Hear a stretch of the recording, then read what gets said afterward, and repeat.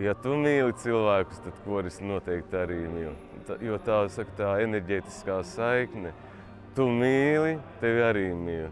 Un ja tu atdodies pilnīgi viss, tad viņi arī atdosies pilnībā. Un to es redzēju tagad, ka pirms ieraksta, mēs taisījām ierakstu ar šo kori.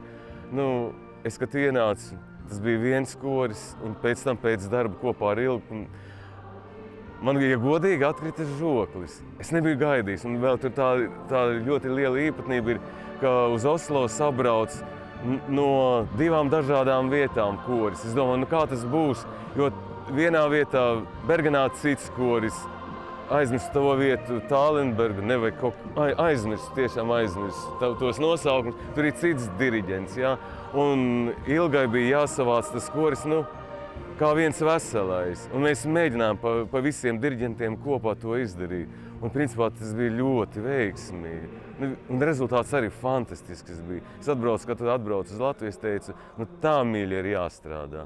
Jo tur cilvēki nežēla neko, ne savus līdzekļus. Viņi brauc ar mašīnām, nezinu, cik tur kilometrus, ar lidmašīnām lido, lai tikai pabūtu kopā, lai sataisītu ierakstu, lai kopā sadziedāties, lai kopā būt, vienkārši kopā būt un to latviskumu saturēt kopā.